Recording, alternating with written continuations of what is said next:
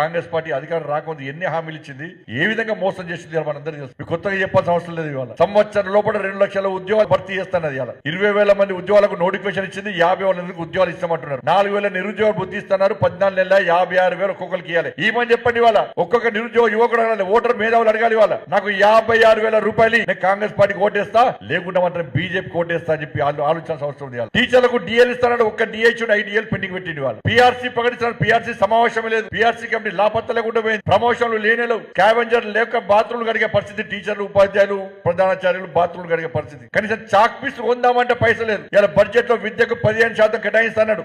ఇలా 6% కేటాయించింది. వాళ్ళ వేల ఉద్యోగాలు ఖాళీ ఉన్నాయి. కనీస సదుపాయాలు లేవు. ఉపాధ్యాయుల మీద బడ్డన పడుతుంది. స్ట్రెస్ కు లోన్ అవుతున్నారు. ఇవాళ సమస్యలతో తల్లడిల్లుతున్నారు. ఇవాళ వాళ్ళ రైతుల పరిస్థితి అదే.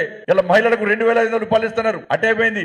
స్కూటీ ఇస్తున్నారు, అటైపోయింది. తులం బంగారం ఇస్తున్నారు, అటైపోయింది. రైతు కుళ్లకు 12,000 రూపాయలు, అటైపోయింది. రైతు భరోసా అన్నారు, అటైపోయింది. బోనస్ అన్నారు, అటైపోయింది. ఇట్లా అన్ని సమస్యలతో ఇలా ఈ తెలంగాణ రాష్ట్రంలో కాంగ్రెస్ పార్టీ బాకీ పడ్డది. ఈ బాకీలు పడ్డటువంటి కాంగ్రెస్ ప్రభుత్వాన్ని బండకేసి కొట్టాల్సిన బాధ్యత భారతీయ జనతా పార్టీ కార్యకర్తలుగా మన మీద ఉన్నది. వాళ్ళ